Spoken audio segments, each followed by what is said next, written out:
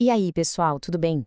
Hoje a gente vai mergulhar fundo num livro que, olha, mesmo tendo sido escrito na época dos nossos bisavós, continua sendo super atual e moldando a forma como a gente se relaciona, seja no trabalho ou na vida pessoal. Vamos desvendar juntos como fazer amigos e influenciar pessoas de Dale Carnegie e entender por que ele continua tão poderoso até hoje. Para pensar um pouquinho nisso. Como é que um livro de 1936, de um mundo sem internet, sem celular, sem nada disso, ainda está na lista dos mais vendidos, ainda é leitura obrigatória para tanta gente? Qual é o segredo, a mágica por trás dessa longevidade toda? E o mais curioso é que o grande segredo por trás de toda a sabedoria do livro pode ser resumido em uma única ideia. E olha, é uma ideia que vai totalmente contra o nosso instinto mais básico. E a resposta é essa aqui. Simplesmente não é sobre a gente. Para criar uma conexão de verdade com alguém, para influenciar, para liderar, o segredo é tirar o holofote de cima da gente e virar ele, com interesse genuíno, para outra pessoa. Parece simples, né? Mas na prática isso muda tudo. Vamos ver como aplicar isso no dia a dia. A primeira técnica, a base de tudo, é talvez a mais difícil de dominar. O Carnegie bate muito nessa tecla. Qualquer tipo de crítica, condenação ou queixa é, no fim das contas, inútil. E o pulo do gato está aqui. As pessoas não são seres lógicos, são seres movidos pela emoção.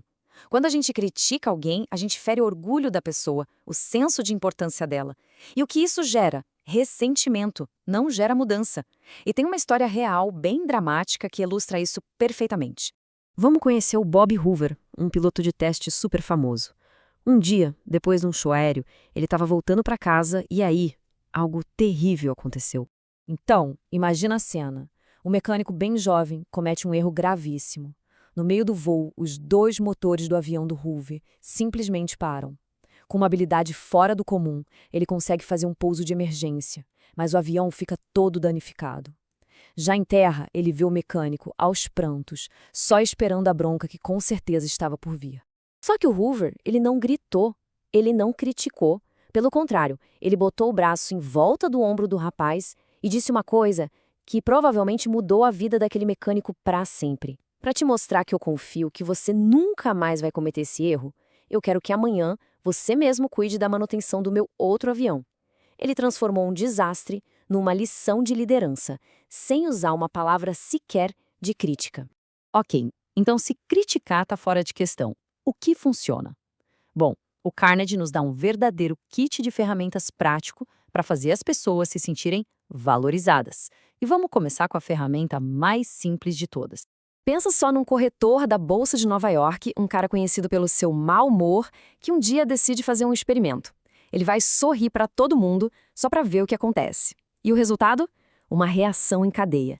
As pessoas começam a sorrir de volta, o ambiente no trabalho e em casa muda completamente e ele até começa a fechar mais negócios. Um sorriso simples comunica uma mensagem poderosa. Eu gosto de você, estou feliz em te ver. Agora, atenção para essa dica porque ela é fundamental. Carnegie dizia que o nome de uma pessoa é para ela o som mais doce e mais importante que existe em qualquer língua. Quando a gente chama alguém pelo nome, como Fernanda, em vez de só um "ei" genérico, a gente está mandando um recado. É como dizer, eu te vejo como um indivíduo único. É um elogio sutil, mas que quebra barreiras na hora. E aqui vem uma das ferramentas mais poderosas de todas.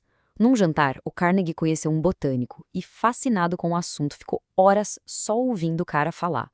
No final da noite, o botânico disse para o anfitrião que o Carnegie era o conversador mais interessante que ele já tinha conhecido. E o Carnegie mal tinha aberto a boca. A lição é clara. As pessoas têm uma necessidade imensa de serem ouvidas. E olha, a analogia que o Carnegie usa aqui é simplesmente genial. Se alguém vai pescar, não adianta botar no anzol a isca que a gente gosta, tipo um morango com chocolate. Tem que usar o que o peixe quer, uma minhoca.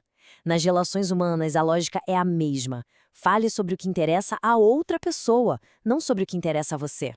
Beleza, agora que a gente já pegou o básico, vamos subir um nível. Vamos falar sobre a arte da persuasão e como lidar com discordâncias de um jeito construtivo. Vamos ser sinceros. Lembra da última discussão que alguém ganhou? A outra pessoa saiu de lá convencida ou só saiu com um orgulho ferido? O Carnegie argumenta que, mesmo que a gente tenha toda a razão do mundo, se no processo a gente magoou o outro, a gente perdeu a conexão. E no final das contas, é isso que importa. Tá, mas e quando o erro é nosso? Aí a estratégia é outra. É desarmar completamente a outra pessoa. Carnegie conta a história de um dia em que ele estava passeando com o cachorro dele, o Rex, sem focinheira, e deu de cara com o mesmo policial pela segunda vez.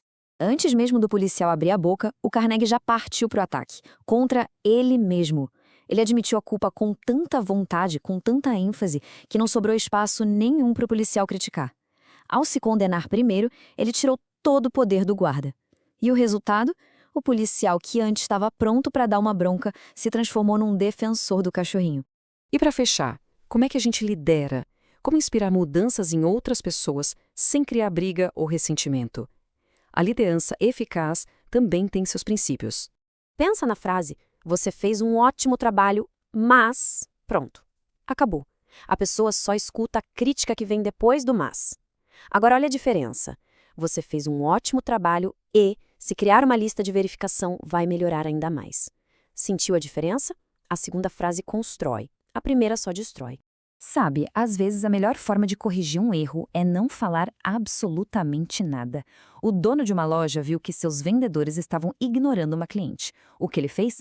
Ele mesmo foi até o balcão, atendeu a mulher e depois entregou a compra para os vendedores embrulharem. O recado foi dado alto e claro, sem precisar de uma única palavra de repreensão. Bom, para a gente amarrar tudo isso, vamos juntar os pontos principais num kit de ferramentas final, com as ideias mais importantes e fáceis de aplicar. Então, o que tem no nosso kit? Primeiro, dar apreciação sincera e atenção, é a apreciação, não bajulação, tá? É algo genuíno. Segundo, ser um bom ouvinte, que é uma coisa mais rara do que a gente imagina. Terceiro, focar nos interesses dos outros, a nossa regra de ouro. Quarto, evitar discussões, porque no fim ninguém ganha de verdade. Quinto, admitir os próprios erros primeiro, o que é um sinal de força. E por último, elogiar cada pequena melhora, porque é isso que motiva as pessoas a continuarem tentando. E tudo isso nos leva a uma última pergunta para a gente refletir. De todas essas ideias, de todos esses princípios poderosos, qual deles dá para colocar em prática hoje? Qual pode fazer uma pequena